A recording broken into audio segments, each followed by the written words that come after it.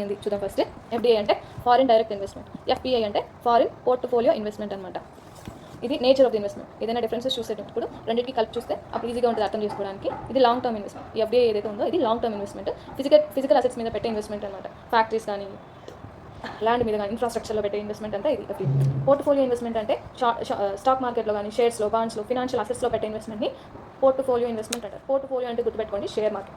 Direct investment అనేది foreigner వచ్చి డైరెక్ట్గా ఏదైనా కంపెనీలో ఇన్వెస్ట్మెంట్ పెడుతున్నారు అని గుర్తుపెట్టు. నెక్స్ట్ ఇన్వెస్టర్ రోల్, ఆయన ఫిజికల్ అసెట్స్ మీద ఇన్వెస్ట్మెంట్ పెడుతున్నారు, లాంగ్ టర్మ్ ఇన్వెస్ట్మెంట్ పెడుతున్నారు కాబట్టి ఖచ్చితంగా యాక్టివ్ మేనేజ్మెంట్ అనేది కంట్రోల్ ఉంటుంది ఆయన దగ్గర. నెక్స్ట్ ఇన్ఫ్లుయెన్స్ చేస్తారు, అంటే ఇన్వెస్టర్లు ఆపరేషన్స్లో ఇన్ఫ్లుయెన్స్ చేస్తారు. కానీ పోర్ట్ఫోలియోలో అలాగా షేర్ మార్కెట్లో పెట్టి ఏదైనా డెసిషన్స్ తీసుకుంటారు, షేర్ మార్కెట్ అటు ఉండాలి ఇటు ఉండాలని లేదు కదా, పెడతాడు.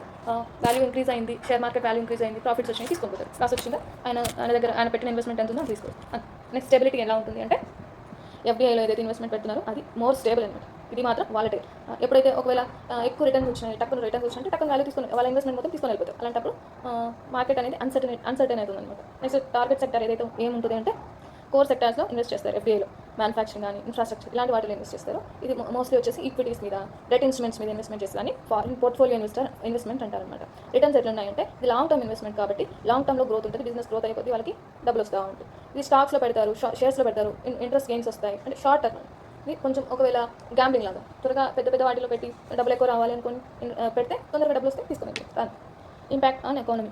ఈ ఎఫ్డిఐ ఇన్వెస్ట్మెంట్ వల్ల ఎలాంటి ఇంపాక్ట్ ఉంటుంది ఎకానమీ మీద అంటే ఎంప్లాయ్మెంట్ జనరేషన్ ఉంటుంది, టెక్నాలజీ ట్రాన్స్ఫర్ ఉంటుంది, ఇన్ఫ్రాస్ట్రక్చర్ డెవలప్మెంట్ ఉంటుంది. చూసాం కదా మనం రఫేల్ కానీ ఇలాంటి డిఫెన్స్ ఎక్విప్మెంట్ చేసేటప్పుడు ఇప్పుడు మన గవర్నమెంట్ టెక్నాలజీ ట్రాన్స్ఫర్ మీద కూడా ఫోకస్ చేస్తుంది కదా. అలాంటప్పుడు ఆ కంపెనీస్ ఇండియాలో పెట్టినప్పుడు టెక్నాలజీ ట్రాన్స్ఫర్ అవుతుంది, ఎంప్లాయ్మెంట్ పెరుగుతుంది, ఎకానమీ కొంచెం బూస్ట్ అవుతుంది అనమాట. అలాంటి ఇంపాక్ట్ ఉంటుంది ఎఫ్డిఐ వల్ల. ఎఫ్పిఐ వల్ల లిక్విడిటీ ఫ్లో పెరుగుతుంది, మార్కెట్లో వాల్యూ ఫ్లో ఎక్కువ ఉంటుంది, కానీ వలటాలిటీ కూడా అట్లే ఉంటుంది అనమాట. రెగ్యులేషన్స్ ఎవరు ఎఫ్డిఐని రెగ్యులేట్ చేస్తారు అంటే DPIIT, department for promotion of industries and internal trade అనేది ఇది మినిస్టర్ ఆఫ్ కామర్స్ కింద ఒక డిపార్ట్మెంట్ అనమాట. ఇది రెగ్యులేట్ చేస్తుంది. అండర్ ఫెమా అంటే ఫారిన్ ఎక్స్చేంజ్ మేనేజ్మెంట్ యాక్ట్ అనేది ఉంటుంది కదా, ఫారిన్ ఎక్స్చేంజ్ అంతా ఈ యాక్ట్ కింద వస్తూ ఉంటుంది. ఇది రెగ్యులేట్ చేస్తుంది. ఎఫ్పిఐ మాత్రం సెబీ మార్కెట్ వాల్యూ ఏదైతే షేర్ మార్కెట్, బాండ్స్ ఇవన్నీ ఎఫ్డిఐ చూసుకుంటే ఫారిన్ ఎక్స్చేంజ్ డబ్బులు ఫారిన్ నుంచి చూస్తుంది కదా, కాబట్టి ఎఫ్డిఐ రోల్ అనేది కంపల్సరీ ఉంటుంది. డబ్బులు వచ్చేదంతా ఎక్స్చేంజ్ అంతా ఫారిన్ ఎక్స్చేంజ్ అంతా చూస్తుంది, ఆర్బీఐ చూసుకుంటుంది. మార్కెట్లో షేర్స్లో ఇన్వెస్ట్మెంట్ చేసేదంతా సెబీ చూసుకుంటుంది. నెక్స్ట్ రిజిస్ట్రేషన్ ఎలా ఉంటుందంటే ఎఫ్డిఐకి రిజిస్ట్రేషన్ చేసుకోకర్లేదు, కానీ ఎఫ్డిఐకి మాత్రం సెబీతో ఖచ్చితంగా రిజిస్ట్రేషన్ చేసుకోవాల్సిన అవసరం ఉంటుంది.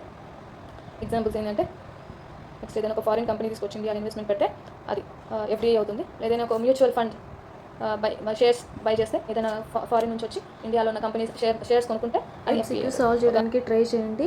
మెయిన్స్ ఆన్సర్ రైటింగ్ వచ్చేసి టెలిగ్రామ్ ఛానల్లో పోస్ట్ చేస్తాను, చూసుకోండి.